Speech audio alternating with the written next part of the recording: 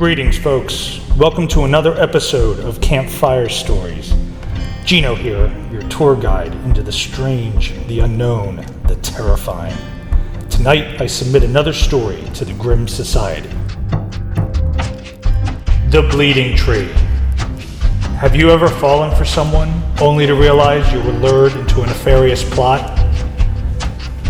I met Brian my freshman year in college. We were roommates in the dorm. We became great friends very quickly. We had a lot in common. Neither one of us were local, and we both liked the college social scene. My junior year, Brian and I rented a house off campus. We had a huge housewarming party. By this time, we were both fairly popular. The party was a blast, and that's where Brian met Kathy. Kathy was beautiful. There was just something different about her. She just seemed to stand out from the crowd. It was no surprise to me when Brian fell for her. He fell hard, fast. 6 months later, he proposed. She said yes, but her family was kind of old school. He was going to have to ask her father's permission. She assured Brian that her father would be very pleased with him. Kathy planned a weekend trip for them. When I asked Brian where they were going, he said he wasn't sure. Kathy was being a little secretive about it. She wanted it to be a surprise. But she did tell him it was only a couple hours drive. He also overheard a whispering phone conversation she was having a few nights before their weekend trip. He told me he couldn't make out much of the conversation, but he did hear her say, "cha-cha-cha-nok." His curiosity got the better of him, but he was unable to find anything related to that word. Friday rolled around and they headed out. Kathy drove. They left mid-morning. About 2 o'clock, I got a phone call from Brian. He asked me to check and make sure he locked his car. He told me they were way out in the middle of nowhere. Kathy had to stop for gas, and he was calling me from a payphone in this tiny crossroads town called Halford in West Virginia. When I hung up the phone, I checked his car. It was locked, and I got into my weekend. By Sunday evening, I hadn't heard from Brian. I figured they probably got a late start. I had an early class the next day and was exhausted from the weekend. I turned in early, but before I did, I put a sticky note on the front door. It read, "Shh, early class." The next morning, I was up early and stumbled around getting ready for class. Thankfully, Brian was quiet coming in. I didn't hear a thing. When I left the house, I noticed the sticky note was still on the door. I crumpled the note up, went back in, and tapped on Brian's bedroom door. "Hey man, you in there?" No response. I cracked the door open and peered in. No Brian. It was unlike him to blow off class, but I was running late for mine. After school, I went back to the house. Brian's car was still there, but he wasn't. I was starting to get concerned, so I called him. My call went straight through to voicemail. I called around to see if anyone else had heard from him. No one had since last week. I was worried at this point, but there really wasn't anything I could do. The next few days went by. Still no one had heard from Brian. I was convinced something was going on. I went to the police. They said I could fill out a report, but he would probably be home before it was filed. I filled out the report, but didn't expect to get much help. I didn't have anything on the agenda for the weekend, so I decided to try to track that place down and check on Brian. I was able to locate Halford, West Virginia on a map, but when I tried to find info on the Chichichinook where Brian had mentioned, I found nothing. Regardless, Halford was only a few hours' drive, so at the very least, I could check there. The following morning, I got on the road early. By late morning, I was getting close to Halford, and Brian was right. This was the middle of nowhere. I had already lost cell phone reception a half hour ago. I drove into Halford. Brian's description was spot on. It was literally just a crossroads. I pulled into the gas station and went inside. This place looked like something out of the 50s. When I opened the door, a bell chimed, just like I expected. An elderly man was sitting on a tall stool behind the counter. As I entered, he lowered the newspaper he was reading and greeted me, smiling warmly. "Well, you surely must be lost all the way out here?" "Not exactly," I responded. I'm looking for my friend. I believe he was here last Friday." I showed the man a picture of Brian. "Nah," he said, shaking his head. "We don't get many strangers out here. I would have noticed." I then showed him a picture of Kathy. He glanced at it quickly, shaking his head again. "Nope, not her either." "So anything else I can do for you? You should probably top off on gas. It's a haul to just about everywhere." I agreed and purchased some gas. While the man was ringing me up, I said, "Hey, have you ever heard of some place or something called Chechenook?" The man froze in his tracks. He looked me straight in the eyes with a deadly serious stare. The bottom half of his face still had that same warm smile. The combination was unnerving. "Now, son, I'm going to give you some advice," he said. "I don't know what you're doing out here, but those folks in the hollow, they don't like to be bothered. You should fuel up, get in your car, and go back to wherever you came from." I blurted out an apology and told him that I meant no offense or intrusion. I told him the whole story about Brian and Kathy. He took the story in. His face returned to a pleasant demeanor. He slapped the countertop, chuckling, "Well, why didn't you say so? When you're done gassing up, just take the road next to the gas station here. It goes up through a canyon of sorts into the hollow. If you're looking for Chechenook, that's where you'll find it." I thanked him and paid him, pumped my gas, and got on the road. Pulling out of the gas station, I noticed that there was no street sign for this road. After a few miles, the road passed through a densely wooded area, but I could see mountains off in the distance. About a half hour or so, I was approaching the mountains and could see there was a split in the mountain range, and the road passed into this split. The elevation had been increasing throughout this leg of my journey. Proceeding into the split in the mountains, I crested a high point in the road. On the other side, a massive valley sprawled out before me. It appeared the mountain range fully enclosed this valley. Off in the distance, there appeared to be a town at the far end of the valley. The town was surrounded by large farms.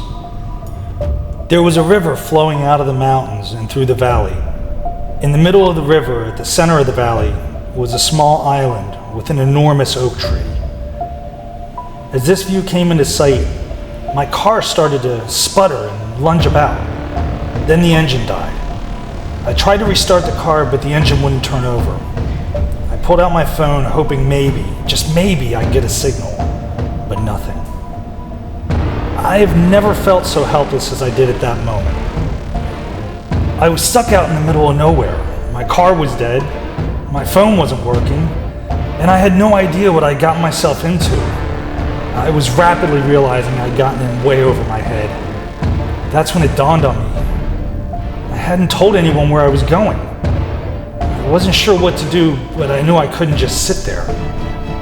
It looked like it would take me the rest of the day to walk to that town, but it was way closer than backtracking to the gas station. I set out on the side of the road towards the town. A short time later, I heard the sound of a large vehicle coming from a ways behind me. I was really on edge. I ducked into the overgrowth at the edge of the road, looking back in the direction of my car. My stomach was in knots with anticipation of what was coming over that hill. It turned out to be a big tow truck. The truck backed up to my car. The man from the gas station got out of the tow truck. He was carrying a rifle, started looking around with a pair of binoculars. After a few moments, he hooked up my car, got back in the truck, and headed back in the direction of the gas station. Now that feeling of being on edge exploded into fear.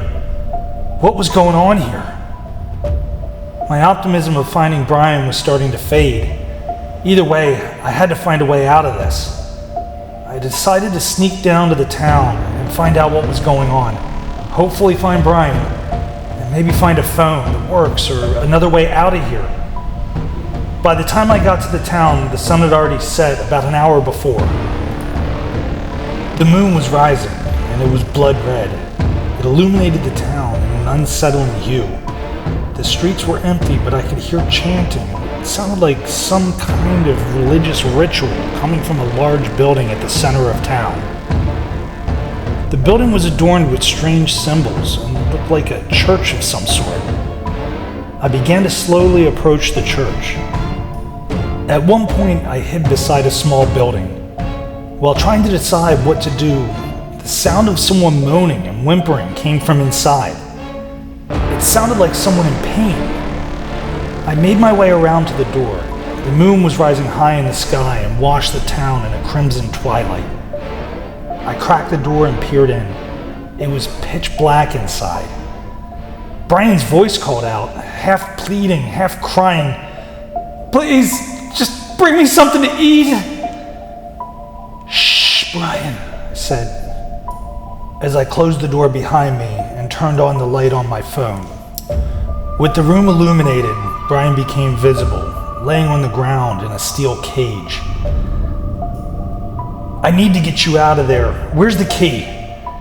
"Kathy has it. I don't know what they're planning, but I think it's happening tonight." The chanting coming from the church broke out into a booming chorus. I had to get that key somehow. I brought my index finger to my mouth, giving Brian a shushing gesture, and made my way out of the building. I snuck over to the church. There were several windows. I hid and peered through one of the windows. From this proximity, the chanting was almost overbearing. The building was one large open room. In the center was a fire pit ablaze, with a large gold plate positioned over the fire. Next to the pit was an altar, with a man laying naked on it. There were about 100 people in the room. Half of them wore black cloaks, and half in white cloaks. Kathy stepped forward from the crowd. She had a curved, ornate dagger in her hand. The man was not restrained, but did not seem to be afraid or resist. She approached him, put a tourniquet high on his right leg, up near his groin. She smiled and plunged the dagger into his thigh. Although visibly in extreme pain, he did not squirm or protest. She was reciting some sort of ritual as she did so, and continued to carve out a large piece of flesh from his leg. She cut the meat free and threw it on the gold plate. It hit the plate with a sizzle, and when it did, the chanting stopped. The man on the altar looked up at Kathy and nodded. "Now go get the boy ready." Kathy reached out and picked up the piece of cooked flesh with her bare hand and put it on a plate. She was discussing with some of the others. I heard her say, "I'll take it to him. Of course he'll choose to eat it. He hasn't eaten in a week." She made her way out the door. I was able to sneak back over behind the building Brian was in. When she entered the building, Brian called out, "Please!" There, she said. "I told you this week is very important to us, and fasting is just part of the observance. But our fast is over. I brought you a steak." I could hear the sound of Brian devouring the meat and couldn't help a mental image of him feasting on that man's leg. Kathy just lightly chuckled. I had to move now. This was probably my only opportunity to get Kathy alone and take that key. Just before I rounded the corner of the building, the doors swung open on the church, and the townsfolk began pouring out into the street. As they did, they were all lighting torches. 2 large men entered the building with Kathy and Brian. They all came out, Brian in chains. The man from the altar was being carried on a gurney. They moved through the town and down a path leading into the woods. That creepy red glow of the blood moon seemed to radiate down upon the entire valley. I followed, but kept my distance. They crossed a bridge leading over to that small island with a giant oak tree. The river was not very wide, and from my vantage point, I could see 2 stone slabs. Brian was chained atop one, and the man from the altar was placed on the other. I looked on in absolute terror. Brian was pleading and begging them to stop. Kathy approached him and carved a hole in the fleshy part of Brian's shoulder. He cried out in pain. Without a cue, the entire group burst out chanting, "Chechanuk! Chechanuk! Chechanook! Vines snaked their way down from the canopy of the tree. One bored its way into the hole in Brian's shoulder. Another dug its way into the man's leg. The chanting continued as Kathy made her way over to the other man. She removed the tourniquet and blood started to flow freely. She leaned down and kissed the man, then plunged the dagger into his chest. She cupped her hands and gathered some of his blood, walked to the trunk of the tree and wiped the blood upon it, then went back across the bridge towards the town. All the townsfolk, one by one, followed suit. When this was completed, I was on the shore across the narrow river, that blood moon still beaming down. The forest was silent. However, it wasn't something I could see or hear, but I could feel this strange pulsating sensation. I snuck out over the bridge and whispered out, "Brian! Brian! Oh God, help me!" Brian pleaded, "Get me out!" Suddenly a giant tree branch swung down and struck me in the front of the head. The impact threw me back 10 feet. I looked up. My vision was blurred, but at that moment, the tree was not a tree. It appeared to be a huge primordial beast with tentacles. I fell into unconsciousness. I woke up in a strange room in a comfortable bed, the rising sun pouring into the room. I cautiously got out of bed and went to the door. My head was pounding, and there was a bandage on it. I quietly left the room and went down a short hallway. Through a door on the left, I saw Brian sitting at a kitchen table. "God, are you all right?" He looked back at me. "Funny, I was going to ask you the same thing." I entered the kitchen. That's when I saw Kathy at the stove, cooking breakfast.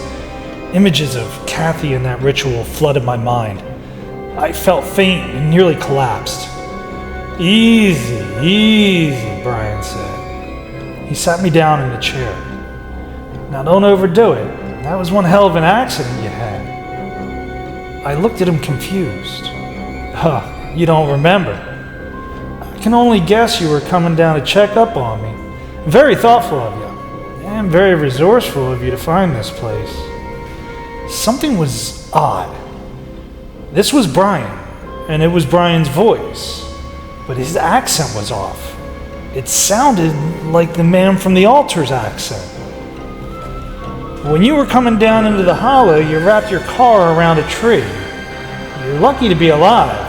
You've been out for days.